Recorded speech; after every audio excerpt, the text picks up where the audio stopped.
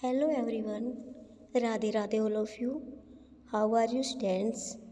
I hope you will be fine. Yes beta, in today's class we will learn about past perfect tense.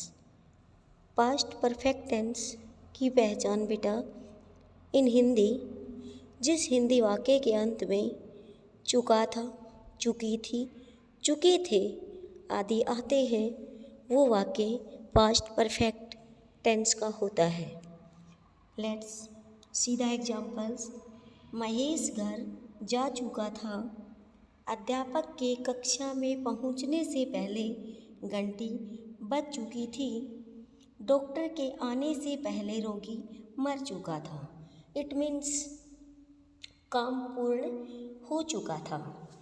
Simple sentence की formation रहेगी बेटा subject plus had plus verb third plus object. Perfect tense की बात करें तो बेटा verb की third form आती है, चाहे वो प्रेजेंट का परफेक्ट हो चाहे वो पास्ट का परफेक्ट हो। सिर्फ हेल्पिंग वर्ब से प्रेजेंट और पास्ट अलग होते हैं। प्रेजेंट में हेल्पिंग वर्ब हैज और हैव होती है, जबकि पास्ट में हेल्पिंग वर्ब हैड होती है। Let's translate the sentence into English. पहला, महेश घर जा चुका था। महेश, अब बेटा इसमें हेल्पिंग वर्ब सिर्फ हैड है तो सिंगुलर और प्लूरल का कोई मैटर नहीं है, सभी के साथ हैड लगेगी। महेश हैड गोन, गो की third form go went gone, gone to home. Next है अध्यापक की कक्षा में पहुंचने से पहले घंटी बज चुकी थी। तो बेटा जो काम पहले हुआ मीन्स जो पूर्ण हो चुका था वो पास्ट परफेक्ट टेंस में आएगा, और जो बाद में हुआ वो काम सिंपल पास्ट में आएगा। और ऐसे सेंटेंस बार बार एग्जाम में वर्ब की फॉर्म भरने के लिए पूछे जाते हैं। देखिए बेटा द बेल हैड रंग, अब घंटी तो बज चुकी थी, हैड रंग। बिफोर द टीचर केम, जब टीचर आया कक्षा में आया उससे पहले घंटी बज चुकी थी। तो पहले जो काम था वो घंटी के बजने का हुआ और अध्यापक के आने का काम बाद में हुआ। तो बेटा पहला जो कार्य है वो पास्ट परफेक्ट में रहेगा और दूसरा आपका सिंपल पास्ट में रहेगा। नेक्स्ट है डॉक्टर के आने से पहले रोगी मर चुका था। The patient had died before the doctor came. Same है बेटा, पेशेंट पहले मरा और डॉक्टर बाद में आया। तो डॉक्टर के पहुंचने से पहले रोगी मर चुका था, तो रोगी के मरने का जो टेंस है वो पास्ट परफेक्ट रहेगा और डॉक्टर के आने का सिंपल पास्ट में रहेगा। नेक्स्ट है बेटा नेगेटिव सेंटेंस। फॉर्मेशन रहेगी subject plus had plus note plus verb third plus object. सब सेम रहेगा बेटा, सिर्फ आपको हेल्पिंग वर्ब के बाद नोट लगाना है। उदाहरण देखिए, वह खाना नहीं खा चुकी थी। बच्चे पत्र नहीं लिख चुके थे। Let's translate into English. वह खाना नहीं खा चुकी थी।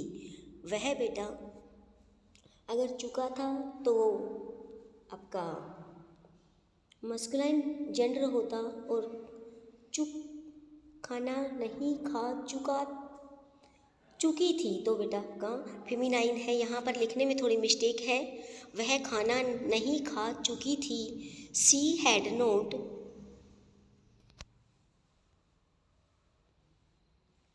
हाँ तो बेटा देखिए इसको ठीक किया है मैंने। वह खाना नहीं खा चुकी थी, बच्चे पत्र नहीं लिख चुके थे।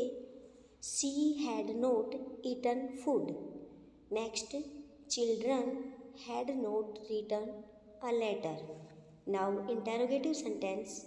फॉर्मेशन रहेगी बेटा जो हेल्पिंग वर्ब है हैड वो सब्जेक्ट से पहले लगानी है। Had plus subject plus verb third plus object, और प्लस में आपका sign of interrogation. Let's see the examples. क्या गाड़ी के आने से पहले तुम स्टेशन पहुंच चुके थे? क्या रोहित दिल्ली समय पर पहुंच चुका था? Let's translate into English. क्या गाड़ी के आने से पहले तुम स्टेशन पहुंच चुके थे? Had you reached the station before the train arrived. Same condition है, गाड़ी बाद में आई और स्टेशन पहुंचने का काम पहले हुआ। पूछा गया है हैड यू रीच्ड, तो जो पहला काम है बेटा वो आपका पास्ट परफेक्ट में और दूसरा सिंपल पास्ट में। नेक्स्ट है, क्या रोहित दिल्ली समय पर पहुंच चुका था?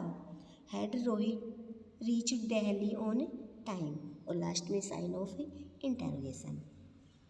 This is your past perfect tense बेटा, you have to practise on it and you have to make 15 sentences by yourself.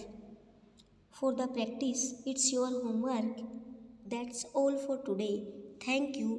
Have a nice day.